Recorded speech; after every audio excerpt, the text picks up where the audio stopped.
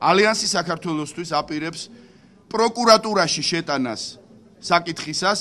ალიანსმა პროკურატურაში განცხადების შეტანა მას შემდეგ გადაწყვიტა, რაც საარჩევნო სიების მონიტორინგის პროცესში პროცედურული დარღვევების გარდა სისხლის სამართლის დანაშაულის ელემენტებიც აღმოაჩინა.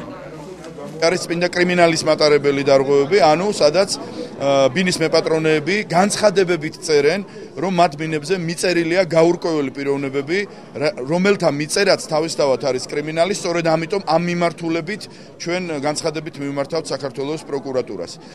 ალიანსის წევრები ამბობენ, რომ სიების მონიტორინგის პროცესში მათ ცესკოს სიებსა და რეალურ ვითარებაში შორის 20%-იანი სდომილება აღმოაჩინეს. მხოლოდ თბილისში 320,796 პირის გადამოწმების შედეგად 70,000 ჩანაწერი ხარვეზიანი აღმოჩნდა.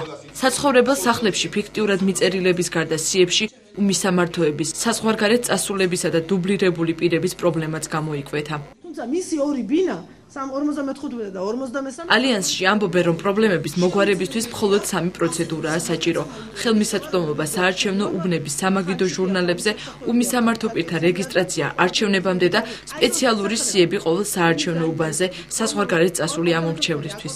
ეს სამი საკითხი თუ დაკმაყოფილდა, რა თქმა უნდა, გაცილებით უფრო პოზიტიური იქნება დამოკიდებულება არჩევნების მიმართ, უფრო მაღალი იქნება ნდობა არჩევნების გამჭვირვალედ ჩატარების შესაძლებლობის მიმართ და პრინციპულად სხვა გარემოში ვიქნებით.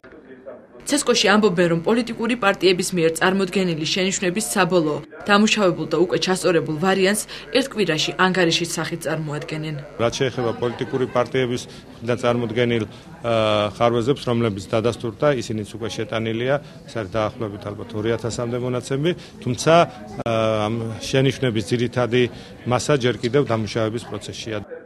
ცენტრალური საარჩევნო კომისია ამომრჩეველთა სიების საბოლოო ვარიანტს ოპოზიციას 1 მაისამდე მიაწვდის.